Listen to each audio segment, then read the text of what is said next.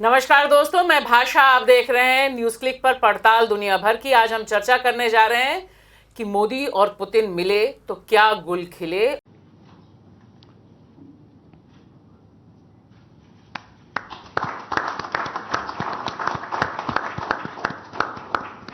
Friends, पिछले 8 दशकों में विश्व में अनेक उतार चढ़ाव आए हैं। मानवता को अनेक चुनौतियों और संकटों से गुजरना पड़ा है और इन सब के बीच भी भारत रूस मित्रता एक ध्रुव तारे की तरह बनी रही है। We are also conducting a flagship project to build the largest Indian nuclear power plant, Kudankulam. 2 out of 6 reactor units have been already connected to the energy network, and 4 are still under construction.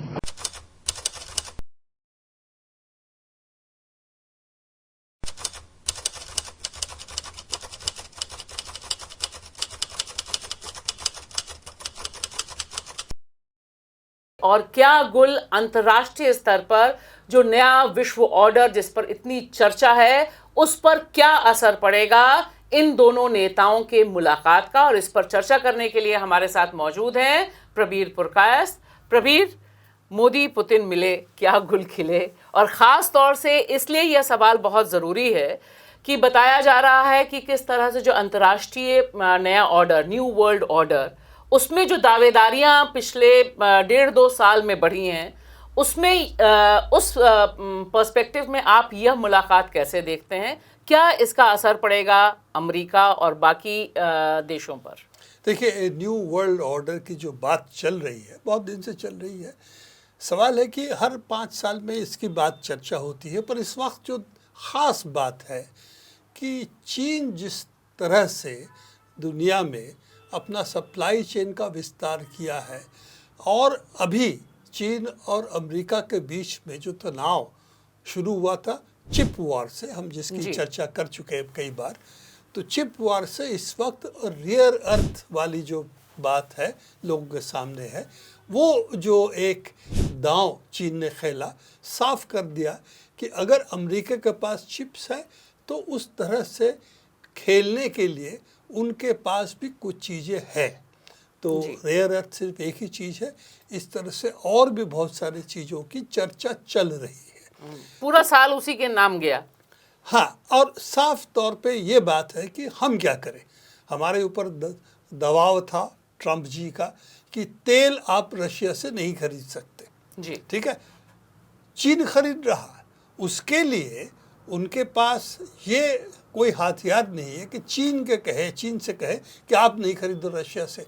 वहाँ पर तो वो खुद झुके हुए हैं क्योंकि rare earth की बागडोर इस वक्त चीन के पास है जी। तो ये सब देखते हुए इंडिया को साफ समझ में आ गया, अगर हम अपना अस्तित्व रखना चाहते हैं अंतर्राष्ट्रीय स्तर पे, तो हमें चीन, रूस, अमेरिका, यूरोपियन यूनियन, जो इस वक्त तीनों से कमज़ोर है एक हिसाब से, इन तीनों से हमारा संबंध ऐसा रखना पड़ेगा कि हम किसी के कैंप में न जाएं। तो एक बात तो वो साफ है कि अगर ये नहीं करेंगे तो आप एक इधर या उधर के कैंप में अगर जाने की बात करेंगे तो आपकी अस्तित्व एक अंतर्राष्ट्रीय स्तर पे एक इंडिपेंडेंट पावर के रूप में नहीं रहेगा। और उस दिशा में ये एक इम्पॉर्टेंट कदम है पुतिन का भारत आना, क्योंकि अभी हमारे ऊपर 50% टैरिफ है अमेरिका का, जिसमें 25% सिर्फ और सिर्फ रूस से तेल खरीदने की वजह से है।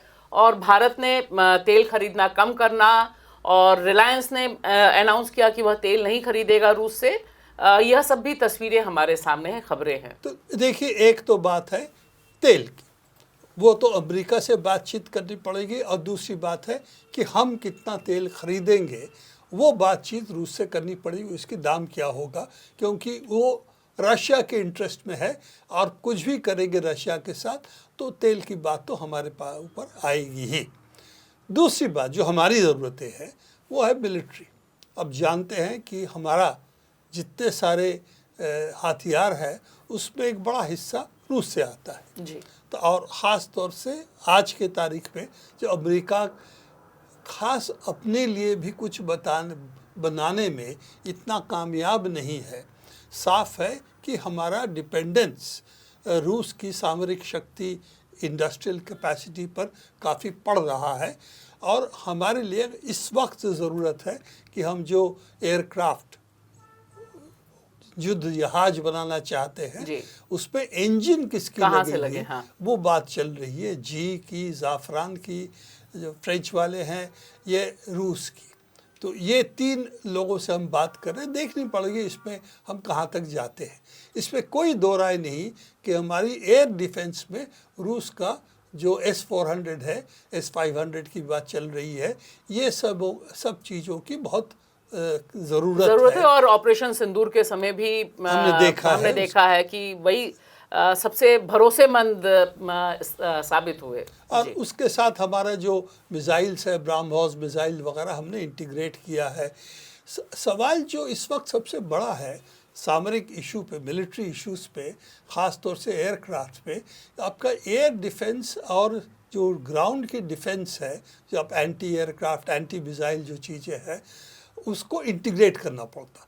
अगर आप हवाई जहाज़ खरीदते हैं, मान लीजिए जैसे हमने किया है फ्रांस से, तो रफ़ाल, तो प्रॉब्लम यह है कि एयर डिफेंस के साथ दूसरे जो हमारे मिसाइल्स है और भी चीज़ें हैं, उसके साथ इंटीग्रेट करना बहुत मुश्किल होता है, क्योंकि वहाँ पर उन्होंने सॉफ्टवेयर का आपको कोड एक्सेस नहीं देता और उसको बिना बदले आप चीज़ों को इंटीग्रेट नहीं कर पाओगे। तो साफ है, अगर आप किसी कैंप में नहीं हो, अंतर्राष्ट्रीय स्तर पे आप अपना अस्तित्व जाहिर करना चाहते हो, तो आपको एक ऑटोनमस या इंडिपेंडेंट मिलिट्री कैपेबिलिटीज आपको चाहिए। जी प्रवीण, मैं इसी क्रम में आपसे ये पूछूंगी कि इस समय जो वर्ल्ड ऑर्डर का चर्चा है, मल्टीपोलर वर्ल्ड ऑर्डर, मतलब कई केंद्र, अब उस तरह से नहीं है कि 2 केंद्र हैं, इसमें मोदी और पुतिन दोनों जो मिले हैं, क्योंकि तमाम तरह के दबाव, तमाम तरह के कयास थे, अमेरिका चाहता था, नहीं चाहता था, लेकिन वही अमेरिका, पुतिन भारत आए उससे पहले अपने 2 इम्पोर्टेंट लोगों को पुतिन के साथ स्पेशल मीटिंग के लिए उन्होंने वहाँ भेजा, जिसमें एक उनके दामाद और एक जो उनके सेक्रेटरी विटकॉफ हैं, वो दोनों गए। तो ये एक जो मल्टीपोलर डायमेंशन है इस समय, उसमें ये मोदी जी और पुतिन जी की मुलाकात कितना गुल खिलाएगी? देखिए, ये मल्टीपोलर वर्ल्ड जो कह रहे हैं ना, इस पे मेरा एक बहुत बड़ा फ़र्क है। मैं समझता हूँ इससे बहुत बड़ा फ़र्क है। क्या हो रहा है मल्टीपोलर वर्ल्ड में? आप एक पोल ये है, एक पोल ये है, दोनों से संबंध रखिए, क्या फ़र्क पड़ता? सवाल उसकी नहीं है।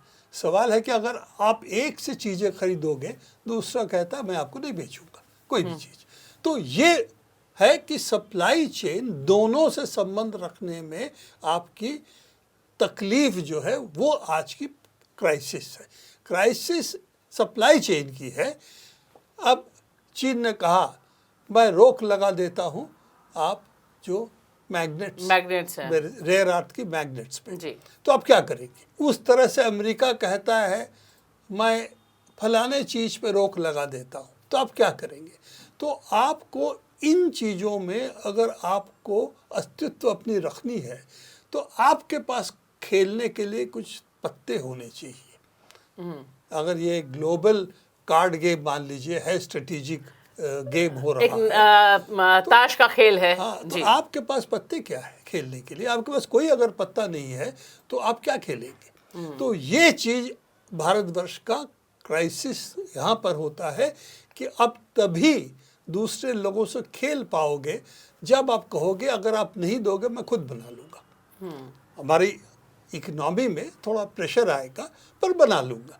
तो ये अगर आप नहीं कर पाओगे, आज के तारीख पे इंडिया जितना बड़ा इकोनॉमी है, जो सेल्फ रिलायंस की बाजार बहुत बड़ा है, सेल्फ रिलायंस की बात भूल मत जाइएगा। एक ज़माने में हम सेल्फ रिलायंस कहते थे, इसीलिए कि सेल्फ रिलायंस चाइना 90s की स्लोगन है उनकी, इसके पहले की नहीं है, हमारे नेहरूवियन पीरियड का है सेल्फ रिलायंस। तो सेल्फ रिलायंस के बिना आज के तारीख पे अपना स्ट्रेटेजिक अस्तित्व आप नहीं कर सकते। इस मल्टीपोलर वर्ल्ड ये सब तो बोलने की बात है, असलियत यहाँ है कि आपके पास पत्ते क्या है। और दुनिया की सप्लाई चेन इस वक्त टूटती दिखाई पड़ती है, इसीलिए आप एक के साथ जाएंगे, दूसरे के साथ संबंध बिगड़ेगा, तो आप क्या करोगे वो देखना पड़ेगा। और इंडिया इतना बड़ा देश है, कि उसके लिए किसी के पास शरणार्थी होना, किसी के पास घुटना टेकना मेरे ख्याल से संभव नहीं है। इकोनॉमिकली भी संभव नहीं है, क्योंकि हमारे इकोनॉमी को अगर बरकरार रखना है, फर्टिलाइज़र चाहिए, खासतौर से आपको अमोनिया वाले नहीं, जो आपको फास्फोरस वाले फॉस्फेट चाहिए आपको। इस तरह से देखें, इकोनॉमी की किसी भी कोने पे देखें, कुछ ना कुछ ये तो रूस पे, ये तो अमेरिका से, ये तो चीन से, यूरोपियन यूनियन इस वक्त उसको खर्चे के खाते में छोड़ देते हैं। ये तो और जो दुनिया है मुल्कों से आपको संबंध रखनी पड़ेगी। तो ये देखते हुए है जो मैंने कहा कि आपने अस्तित्व अगर रखना है तो आप इन सब के इक्वली देख सकते हो।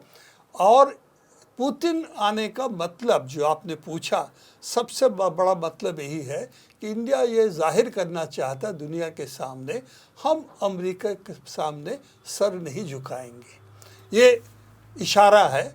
और अमेरिका को भी लगता है अगर इंडिया को भी दुश्मन के खेमे में डाल देंगे तो इस वक्त उनके लिए कमज़ोरी होगी, क्योंकि यूरोपियन यूनियन कमज़ोर मुल्क निकल रहा है, कमज़ोर शक्ति निकल रहा है अर्थव्यवस्था के लिहाज से। इंडिया दुनिया में थर्ड बिगेस्ट इकोनॉमी है, परचेजिंग पावर पैरिटी अगर देखें तो उस हिसाब से चीन सबसे बड़ा, अमेरिका और इसके बाद हम। तो ये देखते हुए, और ये हम बढ़ेंगे, ये भी साफ है, क्योंकि हमारी पॉपुलेशन भी बढ़ रही है, डेवलपमेंट भी हो रही है। तो ये सब देखते हुए साफ है कि इंडिया वो रोल भूमिका नहीं अदा कर सकता किसी के पिट्ठू के रूप में।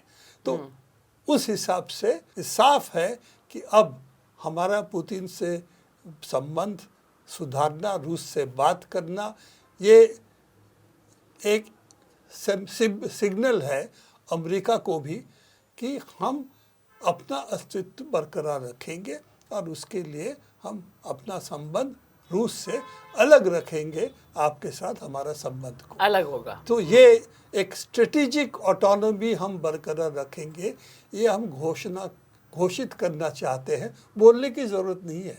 पुतिन आना और पुतिन के साथ क्या संबंध निकलता है, पर अंदेशा ही है कि वहाँ पर भी ऐसे ही कुछ आएगा। हाँ, निश्चित तौर पे आना तभी तय होता है जब डिज़ाइन पहले तय होती है।